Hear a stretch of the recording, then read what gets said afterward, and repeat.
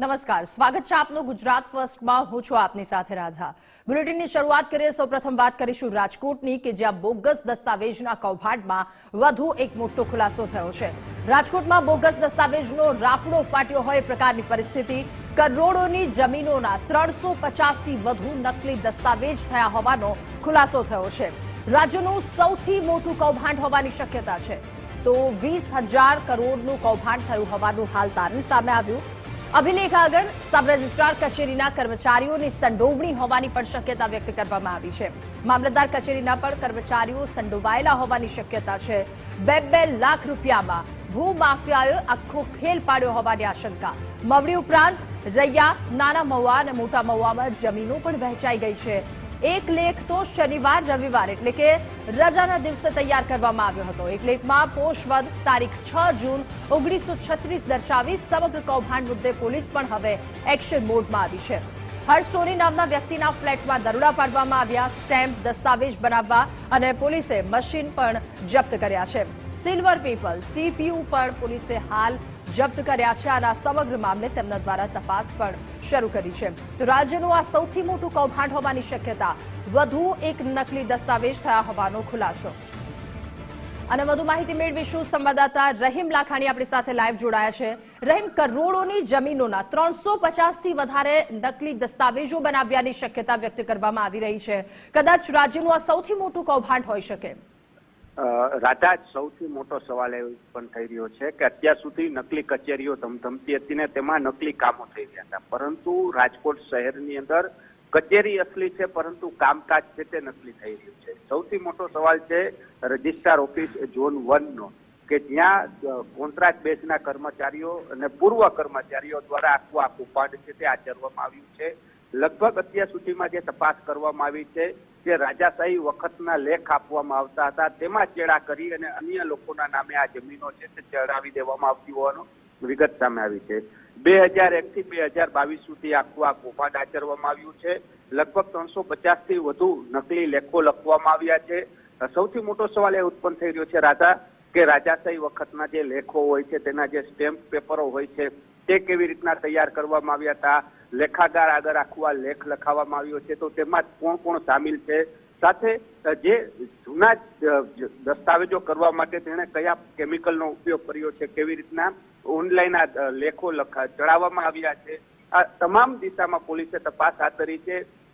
એસઆઈટીની જે રચના કરવામાં આવી છે, એક બાદ એક મોટા ખુલાસાઓ છે તે થઈ રહ્યા છે।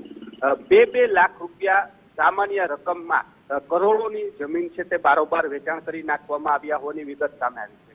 અત્યાર સુધીની જે આંક સામે આવ્યો છે તે 20,000 કરોડ રૂપિયા સુધીની આ જમીન કૌભાંડ થયા હોવાની વિગત છે તે પ્રાથમિક સામે આવી છે। રાજા, સૌથી મોટો સવાલ એ ઉત્પન્ન થઈ રહ્યો છે જે મવડી વિસ્તાર છે ને આ રૈયા વિસ્તાર છે। રૈયા વિસ્તારની જો વાત કરું તો અત્યારે જે નવું રેસ્કો સ્માર્ટ સિટી બની રહ્યું છે તે વિસ્તાર સમાવેશ કરવામાં આવે છે અને તેની કિંમતની જો વાત કરીએ આજે, તો આજે બજાર ભાવ છે તે કરોડોમાં બોલાઈ રહ્યો છે। સાથે મવડી વિસ્તારની જો વાત કરું રાધા, તો મવડી વિસ્તાર પણ અત્યારે પાટીદાર વિસ્તાર આખો છે ને ત્યાં પણ કરોડો રૂપિયા છે તે જમીનના ભાવ છે તે બોલાઈ રહ્યા છે।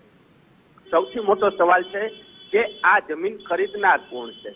બિલ્ડરોની પણ સાઠગાંઠ છે કે પછી જમીન જેમના નામે ચડી છે તેમણે વેચાણ કર્યું છે, તો કેટલા કરોડો રૂપિયામાં વેચાણ થયું છે, આ સમગ્ર મામલે પણ પોલીસ છે તે તપાસ હાથ ધરી છે। જે રીતના આખા મુખ્ય માસ્ટર માઇન્ડ છે હર્ષ સોની, તે હજી ફરાર છે, પરંતુ તેના ફ્લેટની અંદર જે જે કહી શકાય કે નકલી દસ્તાવેજો તૈયાર કરવામાં આવતા હતા લેખાગાર, તેને લઈને પોલીસે અનેક વસ્તુઓ છે તે કબજે કરવામાં આવી છે। સ્ટેમ્પ પેપર છે, અનેક જૂના દસ્તાવેજો છે, નવા દસ્તાવેજો છે, પછી સિલ્વર પેપર છે તે પણ છે ત્યાં મળી આવ્યું છે। CPU મશીનની અંદર જે આખા દસ્તાવેજને અલગ અલગ નમૂના તૈયાર કરવામાં આવતા હતા તે પણ કબજે કરવામાં આવ્યું છે। એટલે કહી શકાય કે રાજ્યનું સૌથી મોટું કૌભાંડ છે અત્યારે સામે આવ્યું છે અને એક બાદ એક ખુલાસા છે તે પોલીસ દ્વારા કરવામાં આવી રહી છે। જી રહીમ, આભાર આપનો તમામ વિગતો સાથે જોડાવા બદલ।